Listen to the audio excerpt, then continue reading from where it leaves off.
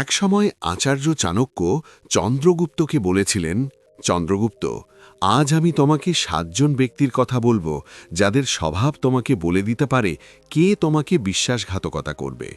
অর্থাৎ এমন ৭ জন ব্যক্তি আছেন যারা জীবনে অবশ্যই তোমার সাথে বিশ্বাসঘাতকতা করবেন। অতএব এই কথাগুলি মনোযোগ সহকারে শুনুন, কারণ এই কথাগুলি আপনার সারা জীবন কাজে লাগবে। আপনাকে বুঝতে হবে যে একজন ব্যক্তির স্বভাব সব কিছু প্রকাশ করে এবং আপনি নিজেকে রক্ষা করতে পারেন। আপনি জানতে পারবেন কোন লোকেরা সর্বদা আপনার সাথে বিশ্বাসঘাতকতা করবে। এটি নিশ্চিত, তাদের স্বভাব এবং তাদের চরিত্র সব কিছু তৈরি করে। তাই আমার কথা মনোযোগ সহকারে শুনুন। হ্যালো বন্ধুরা, হ্যাপিনেস উইথ অভিজিৎ ইউটিউব চ্যানেলে আপনাকে স্বাগতম। আপনি যদি চাণক্যনীতি পছন্দ করেন তাহলে দয়া করে মন্তব্যে আমাদের জানান যে আপনি কোন রাজ্য থেকে এই ভিডিওটি দেখছেন। আমরা বুঝতে পারব যে আপনি চাণক্যনীতি পছন্দ করেন। তাই আর দেরি না করে শুরু করা যাক। বন্ধুরা, আচার্য চাণক্য একজন মহান ঋষি ছিলেন। চাণক্যনীতিতে তিনি জীবনের প্রতিটি দিক গভীরভাবে চিন্তা করেছিলেন। আজ আমরা চাণক্য যে ৭ ধরনের লোকদের থেকে দূরে থাকার পরামর্শ দিয়েছিলেন তা নিয়ে আলোচনা করব। এই মানুষগুলি সাপের চেয়েও বেশি বিপজ্জনক, কারণ সাপ কামড়ায় তার শরীর থেকে, সামনে থেকে, কিন্তু এই লোকেরা পিছন থেকে আক্রমণ করে। তারা আপনার বিশ্বাস ভেঙে দেয় এবং আপনার জীবন নষ্ট করে দিতে পারে। চাণক্য বলেছেন যে এই ধরনের লোকদের চিহ্নিত করুন এবং তাদের থেকে নিজেকে দূরে রাখুন, তবেই আপনার জীবন সুখী এবং সফল হবে। আসুন এই ৭ জনকে এক একে বিস্তারিতভাবে অন্বেষণ করি। মিথ্যা বলার অভ্যেস থাকা ব্যক্তি সবচেয়ে বড় বিশ্বাসঘাতক। একজন মিথ্যাবাদী সবচেয়ে বিশ্বাসঘাতক ব্যক্তি। তাদের স্বভাবই মিথ্যাকে কেন্দ্র করে আবর্তিত হয়। যদি তারা ছোট ছোট বিষয়ে মিথ্যা বলে, তবে তারা বড় বড় বিষয়ে কি করবে? একজন মিথ্যাবাদী ছোট ছোট মিথ্যা দিয়ে শুরু করে, কিন্তু শেষ পর্যন্ত তাদের সাথে বিশ্বাসঘাতকতা করে। এই ধরনের লোকেরা লোভী, রাগান্বিত বা কপটও হতে পারে। চাণক্যনীতির একটি শ্লোকে বলা হয়েছে যে যারা মিথ্যাকে সমর্থন করে তারা সর্বদা সমস্যায় ঘেরা থাকে। একজন মিথ্যাবাদী নিজেও সুখী হয় না, কারণ তার জীবন মিথ্যার জালে আটকে থাকে। সে কাকে মিথ্যা বলেছে তা মনে রাখতে কষ্ট পায়। শেষ পর্যন্ত তার বিশ্বাসযোগ্যতা হারিয়ে যায় এবং সে বিচ্ছিন্ন হয়ে পড়ে। একজন মিথ্যাবাদী কেবল অন্যদের বিশ্বাসই ভাঙে না, বরং তার নিজের চরিত্রও ধ্বংস করে। জীবনে এই ধরনের লোকদের এড়িয়ে চলা উচিত, কারণ তারা যে কোনো সময় ঘুরে দাঁড়াতে পারে এবং বিশ্বাসঘাতকতা করতে পারে। মিথ্যাবাদীরা কারোর নয়, তারা কেবল তাদের নিজস্ব স্বার্থের জন্য বেঁচে থাকে। মিথ্যা বলা শুরু হয় ছোট অভ্যেস, কিন্তু ধীরে ধীরে এটি একজন ব্যক্তির সমগ্র ব্যক্তিত্বকে গ্রাস করে। ছোট ছোট বিষয়ে মিথ্যা বলা, যেমন সময় মতো না পৌঁছনোর অজুহাত দেখানো বা ছোট লাভের জন্য সত্য গোপন করা, অভ্যেসে পরিণত হয়। চাণক্যনীতি স্পষ্টভাবে বলেছে যে মিথ্যাবাদীর সঙ্গ সবচেয়ে বিপজ্জনক। সে প্রথমে ছোট ছোট মিথ্যা বলে, তারপর আপনাকে বড় মিথ্যার ফাঁদে ফেলে।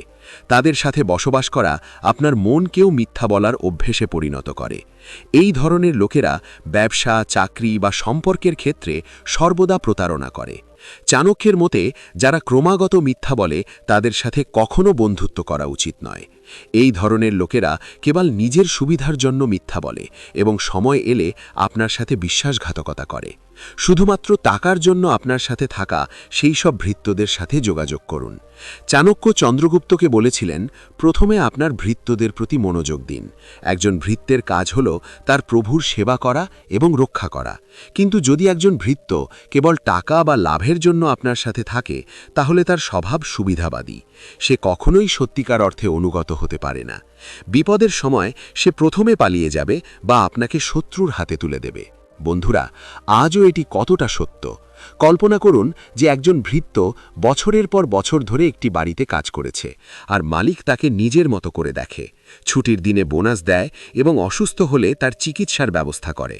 কিন্তু বাইরের কেউ যখন বেশি বেতনের প্রস্তাব দেয় বা কোনো প্রলোভন দেখায়, তখনই সেই একই ভৃত্য পালিয়ে যায়, পুরো পরিবারের গোপন খাজানার পরিবর্তে নিরাপত্তা পাসওয়ার্ড নিয়ে। আমি নিজেও একটি গল্প শুনেছি। দিল্লিতে এক ধনী পরিবার ছিল। তাদের ড্রাইভার 15 বছর ধরে তাদের সাথে ছিল। পরিবারটি তাকে ভাইয়ের মতো ব্যবহার করত। কিন্তু একদিন ড্রাইভার রাতে পালিয়ে যায়, বাড়ি থেকে সমস্ত সোনা সুপা নিয়ে। কেন? কারণ কেউ তাকে দ্বিগুণ টাকা দেওয়ার প্রতিশ্রুতি দিয়েছিল। চাণক্য চন্দ্রগুপ্তকে একটি পুরানো গল্প বলেছিলেন। তাকে 1 থলি সোনা দিয়ে পুরস্কৃত করা হয়েছিল।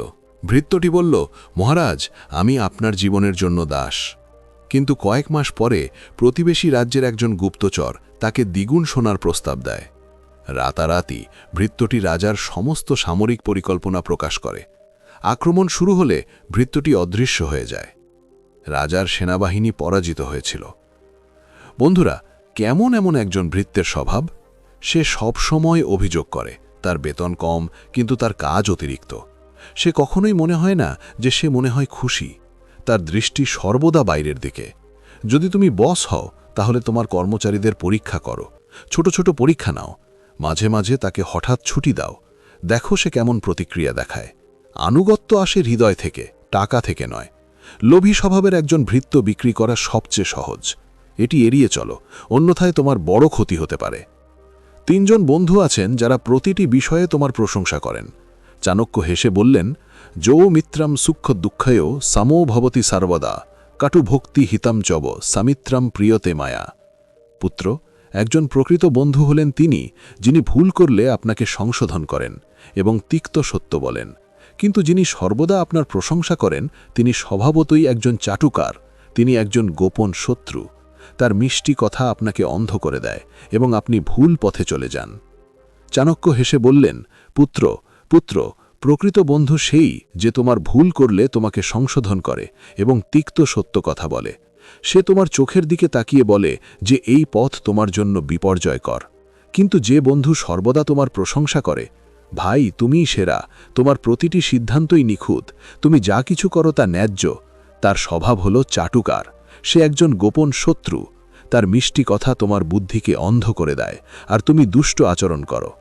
চাণক্য আরও বলেন, এমন চাটুকার বন্ধু তোমাকে মধু বর্ষণ করে, কিন্তু তোমার পিছনে সে তোমার ক্ষতি কামনা করে। সে তোমার অগ্রগতি দেখতে চায় না। তুমি যখন অনেক উচ্চতায় পৌঁছাও, তখন সে তোমার পতনের জন্য অপেক্ষা করে। ঠিক যেমন একটি বিষাক্ত সাপ তার ফনা ছড়িয়ে নাচ করে, তেমনি এই চাটুকার তোমার চারপাশে ঘুরে বেড়ায়, কেবল একদিন তোমাকে ফাঁদে ফেলার জন্য। 4. যে আত্মীয় তোমার অগ্রগতিতে ঈর্ষান্বিত হয়। চাণক্য গম্ভীরভাবে বললেন, ঈর্ষা মানুষের হৃদয়ে বিষের মতো ছড়িয়ে পড়ে। সেই আত্মীয় তোমার অগ্রগতি দেখে ঘুমাতে পারে না। সে তোমার খ্যাতিকে নিজের কুখ্যাতি মনে করে। তিনি আপনাকে ব্যক্তিগতভাবে আশীর্বাদ করেন, কিন্তু তার হৃদয়ে তিনি চান যে আপনার সাফল্য ধ্বংস হোক। তিনি আপনার দুর্বলতাগুলি জানেন, কারণ রক্তের সম্পর্ক হিসাবে তিনি আপনার কাছাকাছি থাকেন। সময় এলে তিনি সেই দুর্বলতাগুলিকে আপনার বিরুদ্ধে ব্যবহার করেন। চন্দ্রগুপ্ত রক্তকে সবচেয়ে শক্তিশালী বন্ধন হিসাবে বিবেচনা করা হয়, কিন্তু ঈর্ষা এটিকে দুর্বল করে তোলে।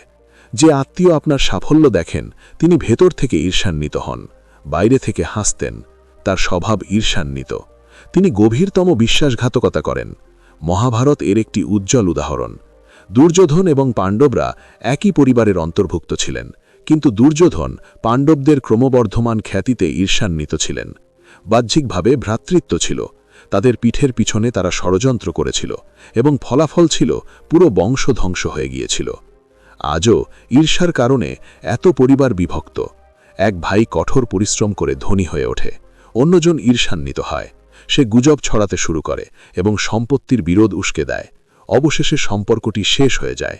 আমি একটি পরিবার দেখেছি যেখানে কাকার ছেলে তার ভাগ্নের বিয়েতে আশীর্বাদ করেছিল, কিন্তু তার পিছনে সে যৌতুকের গুজব ছড়িয়েছিল। কেন? কারণ ভাগ্নে এগিয়ে গিয়েছিল। এই ধরনের আত্মীয়ের স্বভাব তোমার দুঃখে তোমাকে সমর্থন করবে, কারণ এটি তাকে ভালো বোধ করায়, কিন্তু তোমার সুখের হাসি নকল, তার কথায় তিক্ততা দৃশ্যমান। এই ধরনের মানুষের সাথে তোমার সাফল্য কম ভাগাভাগি করো। একজন প্রকৃত আত্মীয় তোমার অগ্রগতিতে খুশি। এই ধরনের ঈর্ষান্বিত আত্মীয়ের স্বভাব চেনা সহজ। সে তোমার দুঃখে তোমাকে সমর্থন করে, কারণ তখন সে সন্তুষ্টি পায় যে তুমি তার নিচে আছো। সে তোমার কষ্টে অশ্রু ঝরায়, কিন্তু তোমার সুখে তার হাসি নকল। তুমি সফল হলে তার চোখ জ্বলে না। 5 জন পণ্ডিত যারা অনুগত নয়। পণ্ডিত জোনা বিশ্বাস্থাসা এবা ঘোরা শাস্ত্র রহস্যম জানান বিক্রিনীতি পরস্বার্থমান। যে পণ্ডিত অনুগত নয়, সে সবচেয়ে বিপজ্জনক শত্রু। সে রাষ্ট্রের গোপন তথ্য শেখে এবং নিজের স্বার্থপর স্বার্থে বিক্রি করে।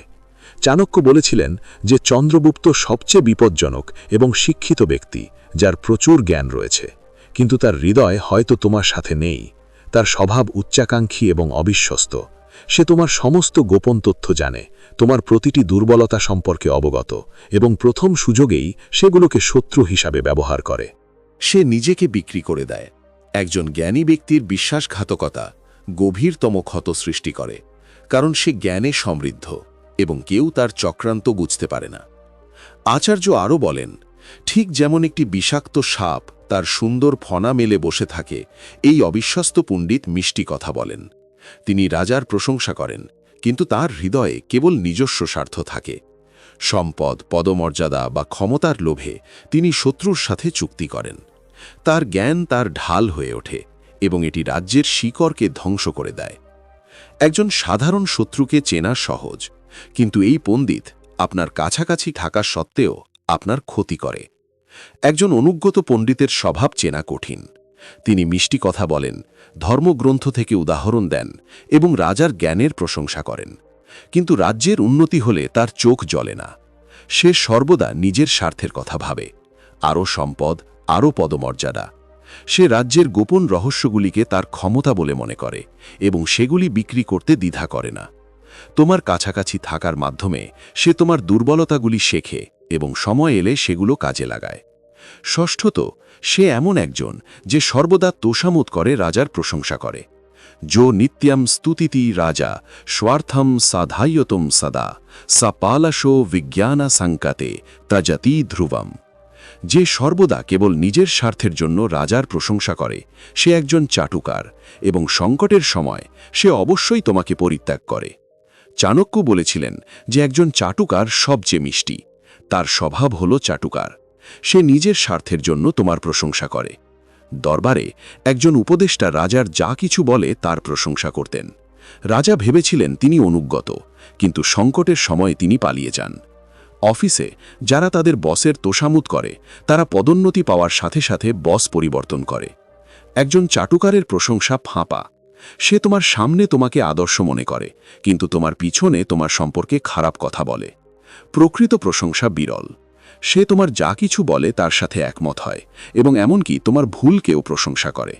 সে কখনোই তিক্ত সত্য বলে না, কারণ সে ভয় করে যে তুমি রেগে যাবে এবং তার সুবিধাগুলি কেটে ফেলবে।